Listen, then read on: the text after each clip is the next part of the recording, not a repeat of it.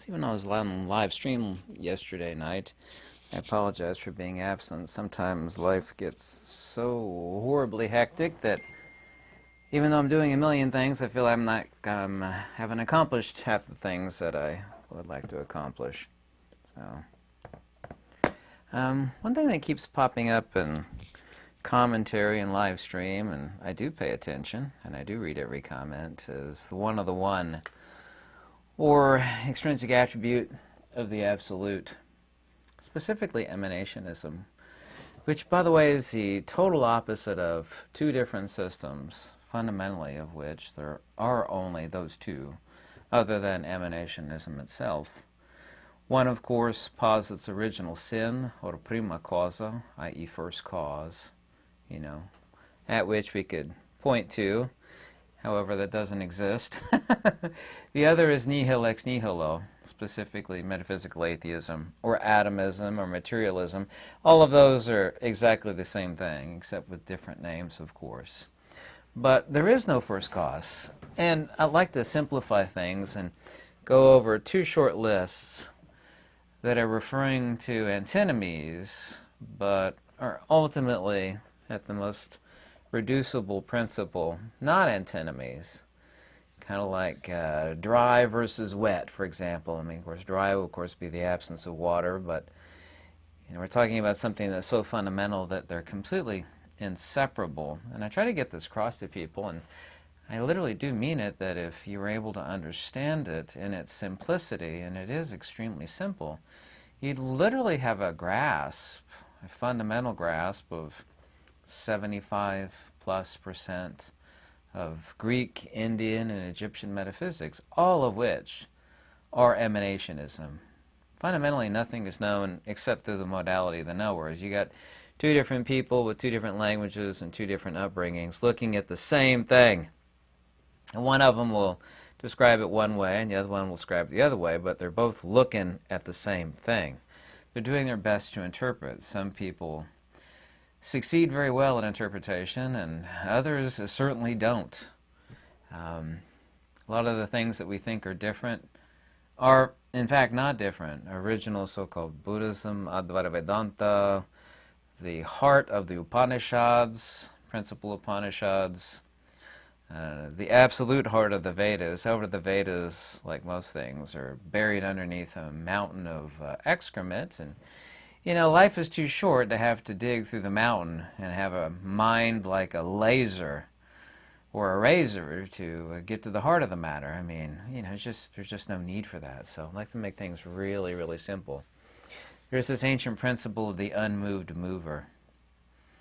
And this is also, too, the case. The ancient principle of this, the chariots and the wagons back in the day, of course, modern day cars, the axle is moving, and that, of course, is turning the wheel. But in the ancient days, the wagons and the chariots, the axle was the unmoved mover. It was the source, the hub, which was fixed, around which, of course, we saw the wheel turn. And, of course, the reason why it turned is there was another driving force behind it, but that's taking the analogy too far. So we're going to talk about two different lists, fundamentally, which are joined, because, as I've said countless times, magnetism is a dielectric field, just as I've said, and simplex, ice is the cold field of water. I mean, we have a different name for water when it's cold, but I mean, they're fundamentally one and the same thing. Principle and attribute. I'm going to go across a short list, and no one's ever done this before, not in any book that I've ever been through, and I've been through the best.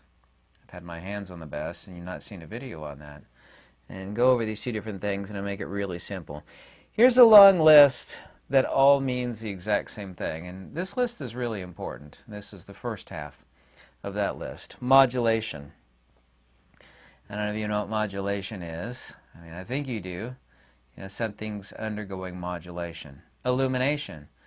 Well, right now my hand and all this other stuff over here is illuminated due to a set frequency, which is no different than saying a wavelength, and we're referring to the extrinsic attribute of light. Yeah? A disturbance. Of course, a disturbance is just a euphemism on describing modulation. Avidya. Now this is a both a Pali and a Sanskrit term. Sanskrit is avidya, spelled a little bit different, transliterated into English. Avidya, avidya. Specifically, this also too means illumination. It is the principle which is directed away from itself, kind of like the principle which would be light directed away from itself is that thing we call illumination. Ice, when it is in a state of being cold, water when it's in a state of being cold, we call it ice. I mean, we know these are one and the same thing. People don't ever stop to think about these things, but it's divinely simple. Agnosis. Agnosis. Greek. Basically Latin as well. We have the same term in English, really. However, people don't use agnosis very often. We say ignorance, but we get confused. We think ignorance is terrestrial, and a locus of the persona non grata, Bob, Sue, or Larry.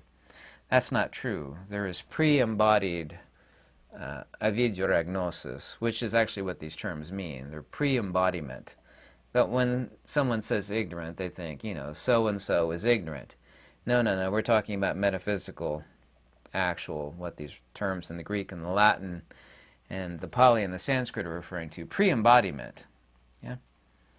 Spatial. Spatial, of course, partakes of mass and magnitude and, of course, of time. If it's spatial, it partakes of mass and magnitude and also, too, partakes of time, as we'll get to the other one. Temporal. By the way, this list that I'm going over all reference one thing. They are one thing and one thing only. We could call ice cold and hard, and we can call it ice, but we're talking about ice, right? All of these things are in reference to one and the same thing. Once again, we have countless different perceptions by individuals, whether they be philosophically intelligent, intelligence is a bit of a wrong word, or they be not philosophically intelligent, but we're still referring to the same terms. Frequency. Frequency, of course, is a disturbance, a modulation, which I've already gone over. Wavelength. Yeah, same thing. Magnetism. Magnetism is that three-dimensional force vector, which is toroidal, which is the dielectric field. Saying magnetism is no different than saying ice in reference to water. Nearly the same analogy. The second one. Remember the first two digits of the Fibonacci sequence are 1 and 1. It goes 1, 1, 2, 3, 5, etc., etc. So that'll be the second one. The demiurge. Yeah? The demiurge. A lot of you have heard of the term the demiurge. The mover of, when we talk about the unmoved mover, we're actually talking about the mover. And when we say mover, we're talking about modulation, illumination, disturbance, avidya, agnosis, spatial, temporal, frequency, wavelength, magnetism, the second one. Yeah? Not the first one, but the second one. The demiurge. All of these are one and exactly the same thing. Period. Here's the second half. Now the second half is really, I should have actually put the list I just did as the second list instead of the first list. This would be the innate list. It doesn't matter which, but this in philosophical principle should be the first. That being rest, and people don't understand rest. Yeah? Light. Now we're talking about light. We're talking about that which is most innate, most inherent. Inertia. The ether. Demodulation. Now demodulation is the opposite of modulation. And saying demodulation is the opposite of saying modulation or disturbance or frequency or wavelength. It is a vector towards rest. Counterspatial. Well, I find it very funny that human beings on this planet think that, there's length, width, depth. I think there's all these different dimensions and that time is a dimension. Really, there's only two dimensions and fundamentally only one, and those two dimensions are one thing. There's spatial and there's counterspatial. Now, counterspatial is no different than saying anti-dimensional. So this means really there's only one dimension. Now that would really probably piss off a lot of people that have been heavily brainwashed in this world. No, there's multiple dimensions. No, there's only one dimension. There's dimensionality, and then there's anti-dimensionality. Remember that hairy armpit chick I was referring to, Mother Nature, natura naturans, natural order? Is that simple. You don't need a calculator to figure this stuff out. Isn't that beautiful? Think of all the years most people wasted in school, learning garbage and nonsense and complicating things to the point where they stopped caring. They literally brainwashed the desire. There's a wholesome desire by them. 99.99% of desires are unwholesome, or in the ancient Pali, they're called akusala, unwholesome. There is a wholesome desire which can be fulfilled, the desire for wisdom and understanding. It gets brainwashed out of everybody. So there's only two vectors, spatial and counterspatial, and fundamentally only one. So now vidya. Vidya, of course, is the opposite of avidya. Vidya translates, unfortunately, as agnosis, but it means illumination. Vidya translates as wisdom, which is self-proximity, but it also, too, means life. Now, rest is self-proximity. Light is a reference. Nobody sees light, they see illumination. No human being has ever seen light. You can't see light because that's the principle. Light, by definition, is vidya. Yeah?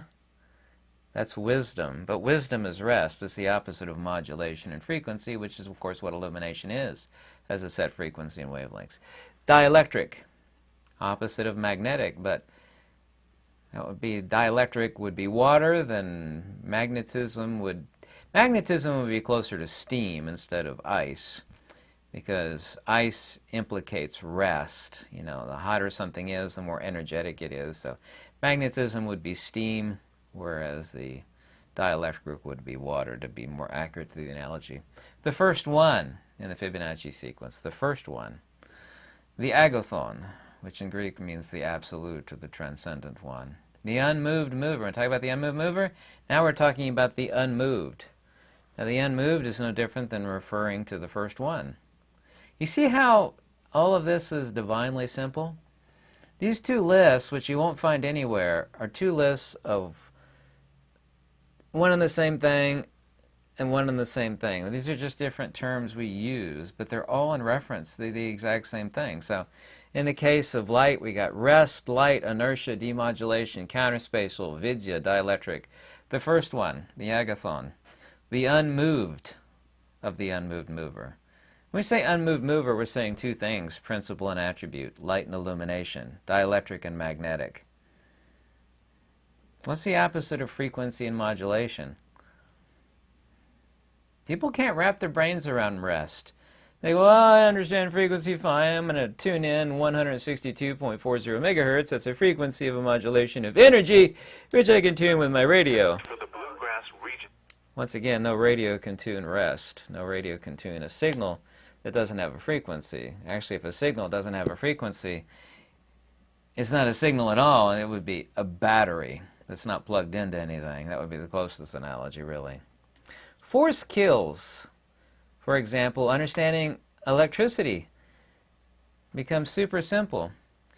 Charles Proteus Steinmetz, in his book in 1917, Electrical Discharges, Waves, and Impulses, it completely messed up what electricity is. If you understand what dielectricity and magnetism is, you understand what electricity is. Dielectricity and magnetism combined together form this conjugate pair, which we call electricity. Electricity is not a thing. Dielectric is to voltage, because voltage doesn't kill. You know, you can get hit with a million volts and still be okay. But you can get hit with 5 volts and, 30 amps, and, you're done for. So magnetism is amperage. Force kills. When you understand this binary conjugate pair that permeates the entire universe, permeates all of science, permeates all of metaphysics, you really, really, really have this is something everybody should learn. It doesn't matter what branch of understanding you're interested in. Physics, metaphysics, the world at large. If you can understand this conjugate inseparable pair, kind of like yin and yang, right? See these two things. There's yin and yang, there's two things, they're really one thing. Well, that's just another apprehension, attempted apprehension upon what I'm talking about here, but nobody gets it. Plotinus in the Enneads, which is really the most intelligent work that still exists on this earth, it's 5.1.1, says the reason behind the soul's embodiment is tolma. Now, tolma and nanke, translated as necessity, in the Euristos Dias, are untranslatable, really. usually translate ananke as necessity, but it means actuality is it can't exist any other way. In other words, it's the extrinsic attribute like illumination, modulation, frequency. There is no first cause. There is no original sin. The fundamental question that must be asked with anybody that has a deep mind of inquiry, and most people don't have that because they're so superficial, unfortunately, is why is there anything rather than nothing at all? The reason for that is very simple, but the very most rudimentary explanation to give so that somebody could try to wrap their brain around it is that you cannot think of anything real or unreal that doesn't have at least one attribute. Light and illumination, dielectric magnetic, signal and frequency. There's this conjugate pair that runs throughout the entire universe, one end to the other, both objective and subjective. Yeah? But they're not two different things, they're one thing. But nothing is that doesn't have at least one attribute. Kind of like water is wet. And of course, water has many attributes, even though water is simple. Hydrogen has certain properties or certain attributes. It has countless ones, but nobody could even think of anything, real or unreal, period. Try it. You can't do it. That doesn't have at least one attribute. The good and the good are not two different things, they're one thing. Light and illumination are not two different things, they're one thing. Vidya and avidya are not two different things, they're one thing. They're translated as wisdom and ignorance, but they're metaphysical wisdom and ignorance. Now, wisdom, of course, is rest, which, of course, is self-proximity. Self-proximity is metaphysically rest. It's like, okay. But then what is the distinction between vidya and avidya? You could literally translate them either way. Ignorance and wisdom, or light and illumination. These terms in Sanskrit and Pali are translated regardless as either one. Wisdom and light, ignorance and illumination. Principle and attribute. Not two different things, one thing. Second one is not a different one, and the first two digits of the Fibonacci sequence are one and the same thing. Plotinus himself points out in the Enneads of 4.8.6 that the absolute, or the agathon, under absolute necessity, and of course this is a wrong way to translate Ananke, besides unity of the one must be present, for if not, the one would not be the one, and the one would be halted in and of itself in an unbroken holos, or whole, without attribution. But of course it cannot happen that even the good, the one, may be devoid of the attribute of which it itself is, i.e. the good and the good, or the unific one, and there's really no English word. There is in Greek and Pali, but there's no English word for that extrinsic principle of the unific good of the one. You could probably think of one, but there's several different ones, actually. We actually have also, too, this trinity. There's, this is where it's Pythagorean, and who knows before that, this is where the Christians stole the Trinity from, by the way. The oldest we have, source-wise, is the Pythagoreans, but it goes much further back than that. It goes back to Atlantis, and who knows how much further. I can't speculate on that. We have, and I stuck with M's, just to make it simple. So I used the word man because it also starts with M, but it really means beings, okay? But since there's all these things in M, you can say, why did you choose man? Because it just starts with an M, okay? Just to make things really simple. We have the first one, which is the monad. The second, which is nous, or chitta, or spiritus sanctum, the pneumatic principle, which is mind. So monad and mind, yeah? The agathon and the nous. The third and the fourth are a secondary pair, which is magnitude and matter, which is topos and heil in Greek. So monad and nous. So we have the first section of the Trinity, the second section of the Trinity, which is magnitude and matter. And the fifth is the consubstantiality of both of these things. What we have here is spirit, and over here we have matter with magnitude and matter. And the consubstantiality of both of those things is the third, which makes up the last sector of the Trinity, which I'm just going to say man, but I mean it's ontos, or being. Life, or zoe specifically. So the consubstantiality of these two things, we have ontos, or being. This, not my opinion, a fact, is where the Christians and others stole the principle of the Trinity from. The Pythagorean pentagram By the way, well, penta means 5. Yeah, but it's composed of 3 different triangles. Yeah. You take this specific triangle and you put it in triplicate. It has 5 points at that point, but the pentagram is composed of 3 of those perfect incommensurable geometries that make up the Pythagorean pentagram, specifically that 115 triangle that's tattooed in green here on the back side of my hand. However, it's upside down right now, obviously, as you're looking at it. Now, each slope is a ratio, is a measure of 1. So this slope is 1 and that slope is 1. It only becomes incommensurable when the distance between both in extension reaches the ratioed perfection, which is once again incommensurability. The only secret of the Pythagoreans reaches a ratioed separation of phi, which is 1.618, but phi is to 1 as 1 is to phi. So both of these slopes are the same, and that would be principle and attribute. They're not 2 different things. There's not 2 slopes. They're one thing. That division, which is seen as the angle of 108, meets and conjoins in the harmonic ratioed perfection of all that's beautiful and divine, and also too is the geometry of the water molecule, I will remind you, at the base where it meets in distance between each other in extension as phi. So we have this 1, phi, incommensurable, only perfect geometry in the whole universe, which is also too the geometry of water. And the necessity and antenna for the manifestation of consciousness, not my opinion, this is a fact.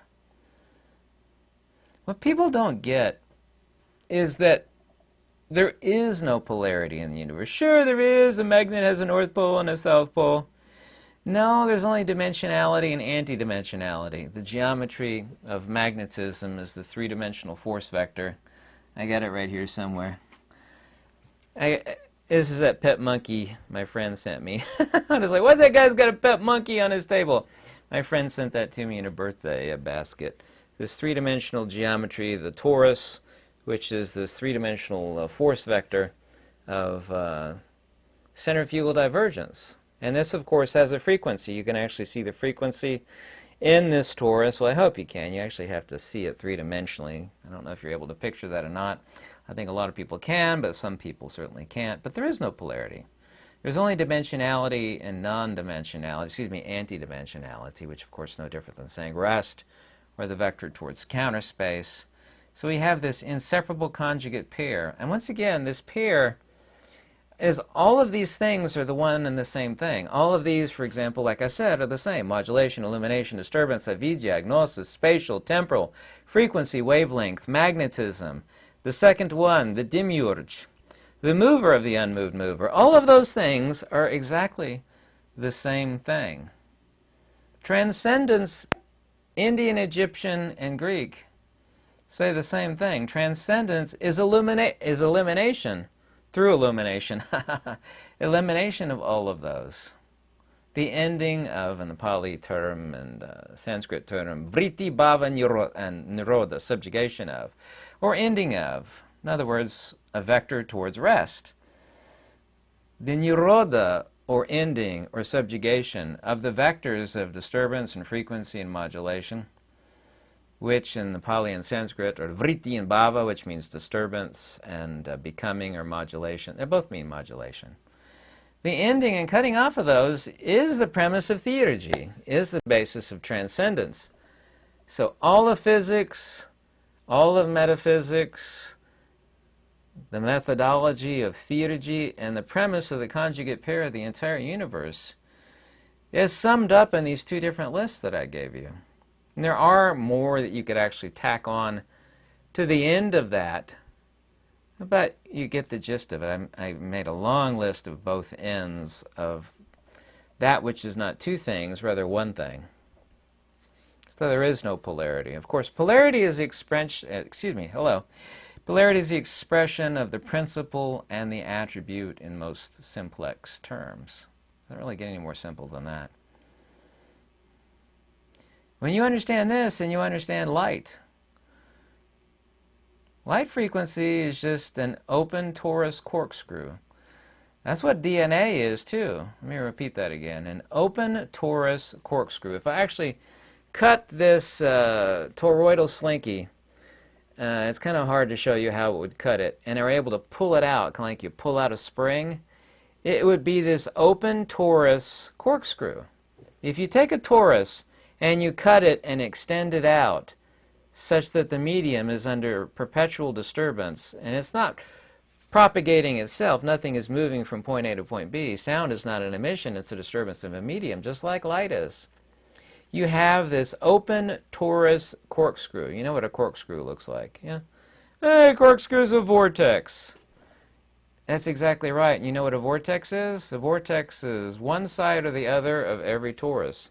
If you take a torus and you cut it in half and you only look at one side of it, you see a vortex. That's what a vortex is. A vortex is just a half a torus.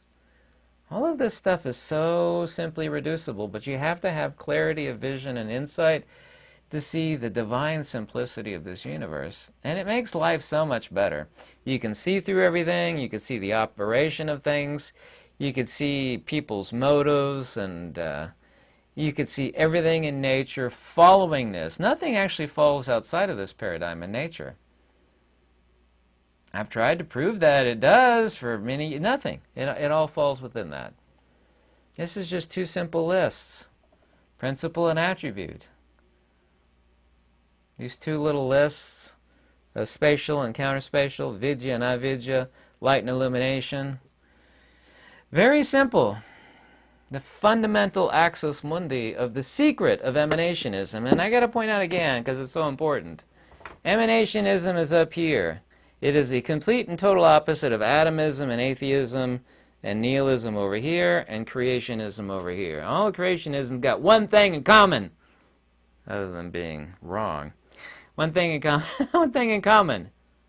This idea of original sin, first cause. There isn't one in emanationism.